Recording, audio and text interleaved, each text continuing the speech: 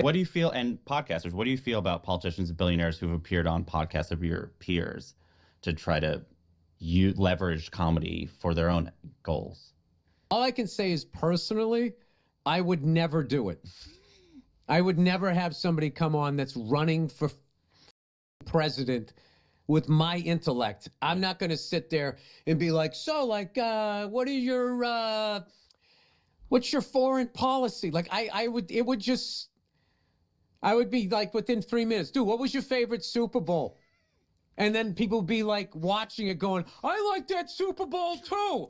I'm going to vote for this guy. It's just like, it's just so far beyond my wheelhouse. Like, yeah. I am just that's just way beyond. Like, somebody said to me one time, I go, Bill, you're a really smart guy. And I go, yeah, in a sports bar. You put me in a sports bar and you want me to talk about 70s and 80s sports.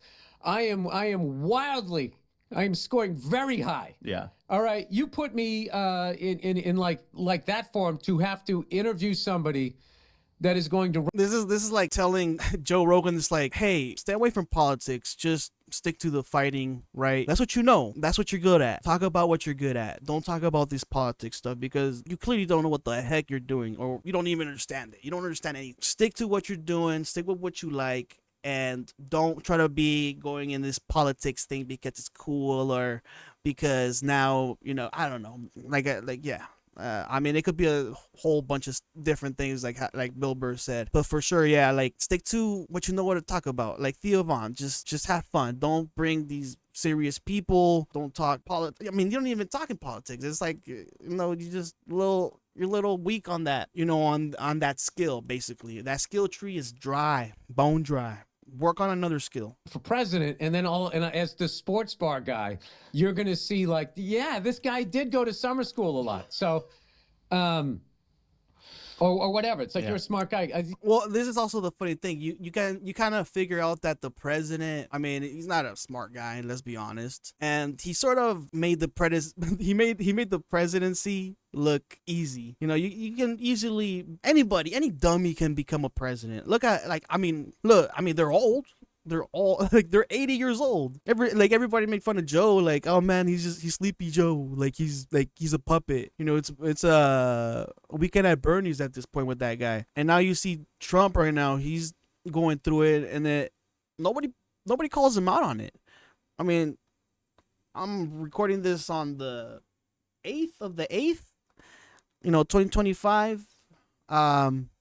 And he was on the roof. Maybe it's because he's trying to put that ballroom, and he knows how to do housing, right? He does housing and all that stuff. So, he wants to get a ballroom in there because that's what he knows the most. Yeah. Rather than being a president, and he's doing these tariffs and he's messing everybody up and their money and their stocks, and everybody's tripping, and he thinks Trump's giving us this narrative that everything's great and everything's cheap, but on the contrary, it's not. Like, look at these headphones that I got. I spent like $15-20 more on it than I would have spent it if it didn't have tariffs, right? Now I got it for $60. I could have gotten it for $40, and this was on it was on a deal. Like it was $80 and I got it for $60, and then it revved up, right? And then at Walmart too, right? I remember my brother getting these headphones like 4 years ago, 5 years ago, and they were like $30. And now they're $80, dude. And they're cheap. They're plasticky, I can hear some of the crackling and stuff. I could have gotten a way better headset at that amount, right? But no.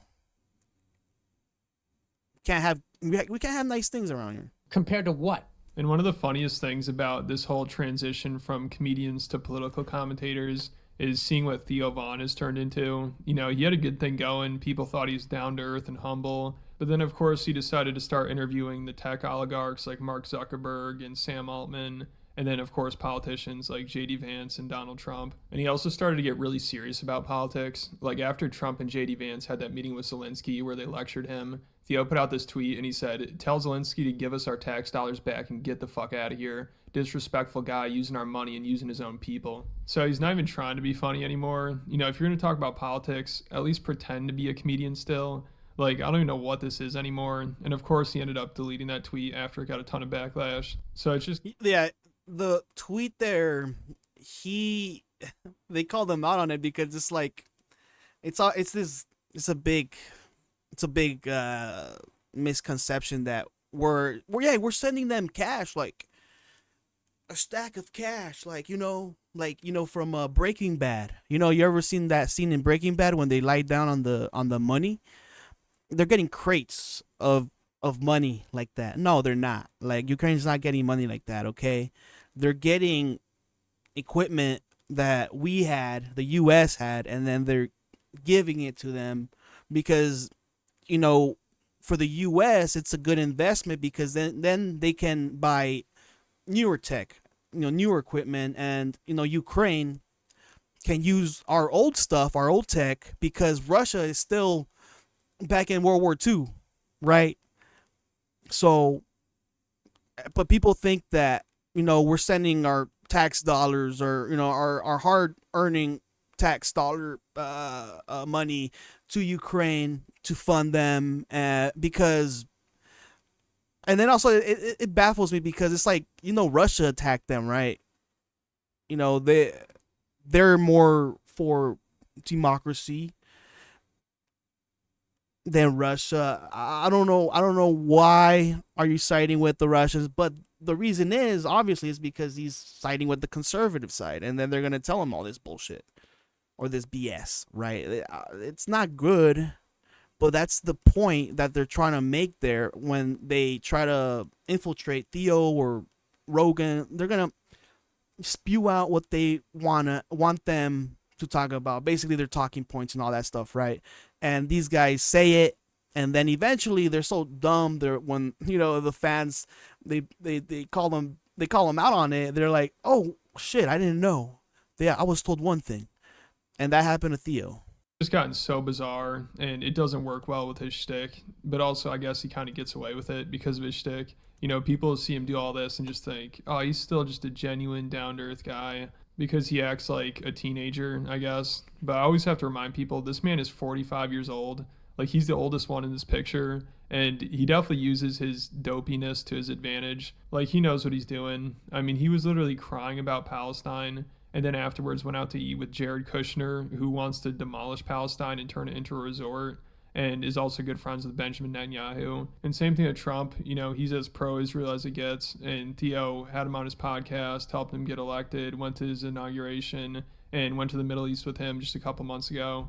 So it's really hard to take him seriously. And in Theo's post about Palestine, he said, what are we doing with a heartbreaking? And this comedian Zach Fox called him out on it, and he posted a picture of Theo, Ivanka, and Jared, and he's like, what are we doing? Bro, ask them, not us. Because it's hilarious for Theo to be like, guys, what are we doing? Like, people should feel responsibility and we should do something about it. Like, the average person has any say in what's going on. But then he goes and has dinner and is friends with the people that are literally orchestrating what's going on, the people that actually have the power. Like, if he really cares that much about what's going on in Palestine, I don't know if he'd want to be friends with Jared Kushner and JD Vance and Donald Trump. But Theo, he loves playing both sides. Like, also, the reason why he gets invited to those things is so he can stop talking about it. It's a way for them to get him into another conversation and ease his mind about the situation, because that's the thing about having Theo also as your friend, is that his audience is huge. So if Theo is like Rogue, right, for example, like Rogue, they're not gonna like that, and then they're gonna try to change Theo's like perspective on it, right? I mean, which they already have, but then when people online call him out on it, he's like, guys, is this true? And they're like, no, of course not, right? I mean, hypothetically speaking, like, if I was, I think that's probably like the reason why they cling on to him more than, Bernie Sanders is not going to be there like, hey, let me tell you this is why the top 1% of the top one, it's not going to be telling Theo that, because it's like, he's not trying to put in propaganda. Like, he's not trying to fill up Theo with propaganda. He's trying to give him a message and tell him like, hey, this way on how we do a certain thing, it's better than the right. You know, it's, but then also the left side is not really gonna try to sway you like that compared to the, you know, the right wing.